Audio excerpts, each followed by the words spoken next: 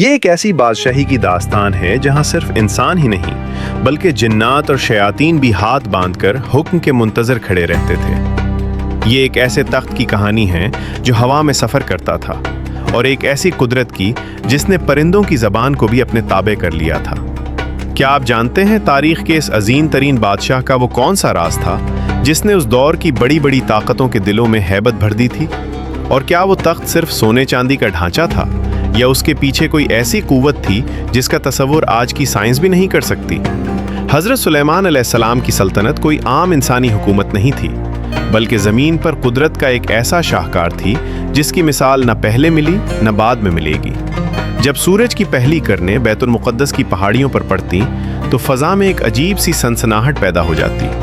یہ سنسناہٹ ہزاروں پرندوں کے پروں کی ہوتی جو آسمان پر سایہ بن کر اپنے بادشاہ کو دھوپ سے بچاتے تھے۔ اس سلطنت کا مرکز وہ عظیم تخت تھا جسے دیکھ کر عقل دنگ رہ جاتی۔ وہ صرف ہاتھی دانت کا نہیں بلکہ نایاب یاقوت، زمرد اور موتیوں سے مزین تھا۔ اس کے گرد سونے کے درخت نصب تھے جن پر سرخ یاقوت کے انگور اس طرح چمکتے جیسے ان میں آگ جل رہی ہو۔ جب حضرت سلیمان علیہ السلام اس کی سیڑھی پر قدم رکھتے تو پورا تخت گردش کرنے لگتا، سونے کے مور پر پھیلا دیتے اور شیر ادب سے جھک جاتے۔ جیسے جیسے آپ اوپر جاتے تخت گھومتا رہتا اور بیٹھنے پر 2 سنہری گد اڑ کر تاج سر پر رکھ دیتے۔ فضا مشک و عنبر کی خوشبو سے بھر جاتی جسے کبوتر اپنی چونچوں سے بکھیرتے تھے۔ ان کے لشکر میں انسان، جنات اور پرندے الگ الگ صفوں میں کھڑے ہوتے۔ اتنی عظیم سلطنت کے باوجود آپ اپنی روزی اپنے ہاتھوں سے کماتے اور کھجور کے پتوں کی ٹوکریاں بنا کر فروخت کرتے۔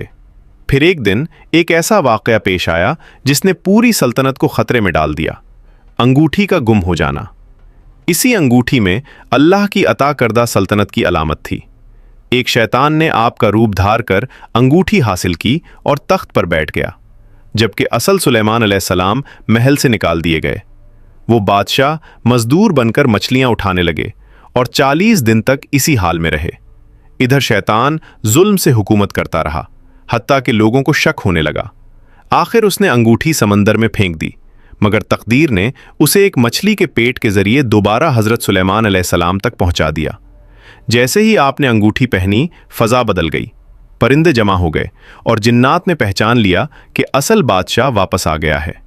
اس کے بعد ایک اور آزمائش آئی۔ گھوڑوں کا معائنہ کرتے ہوئے عصر کی نماز کا وقت نکل گیا۔ آپ نے اللہ سے دعا کی تو سورج دوبارہ لوٹا اور آپ نے نماز ادا کی۔ پھر اولاد کا امتحان آیا۔ ایک مرتبہ آپ نے 70 ازواج کے پاس جانے کا ارادہ کیا، مگر انشاءاللہ کہنا بھول گئے۔ نتیجہ یہ ہوا کہ ایک ادھورا بچہ پیدا ہوا جسے آپ بے حد چاہتے تھے۔ ملک الموت کی نگاہ اس پر پڑی تو آپ نے اسے بادلوں میں چھپا دیا، مگر وہیں اس کی روح قبض ہو گئی اور بے جان جسم تخت پر آ گرا۔ آپ کو احساس ہوا کہ تدبیر اللہ کے فیصلے کو نہیں بدل سکتی۔